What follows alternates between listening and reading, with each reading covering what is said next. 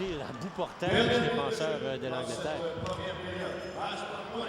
Lakovic s'amène en zone adverse. Lakovic qui tente de déborder le défenseur. Lakovic qui remet finalement à la droite du filet. On est dans la dernière minute de jeu de cette première période. Et là, sortie de Grenier. On s'amène à 3 contre 1. Grenier s'amène, transporte le 10, la passe de l'autre côté. Ça manque un peu de pression. Le tir, voilà le but qui est marqué malgré tout par Marc-André Doré. Ça annonçait pas pour aller vers un but parce que Marc-André, c'est un gaucher. Regardez, il va être à la droite de l'écran. Marc-André est gaucher, entre à droite. Alors, soit la rondelle sur son revers, mais va simplement rediriger le disque vers le filet. Et là, le gardien de but n'a pas été fort là-dessus. On va s'arrêter pour une pause. Vous regardez le tournoi international de hockey Pee-Wee à l'antenne de RDS.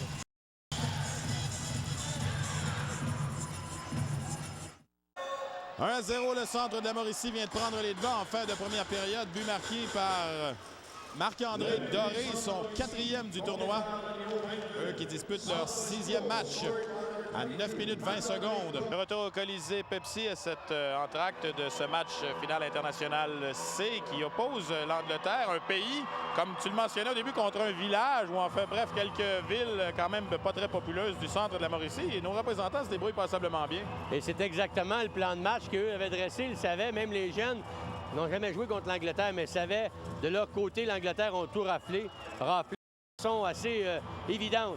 Alors, on s'attendait à un match très offensif de l'Angleterre, mais la préparation de match du côté des entraîneurs, je leur ai parlé avant le match, ils m'ont dit on est capable de jouer contre eux. Il s'agit de mettre de la pression sur eux, et ça, ils l'ont fait en marquant le premier but. C'est très important. Si tu veux mettre la pression sur l'adversaire, marque le premier but. Dans un court laps, là, seulement 20 minutes, là, les 2 premières périodes, même si c'est en chronométré, ça passerait rapidement. Et là, il reste une grosse 3e période, un gros 15 minutes.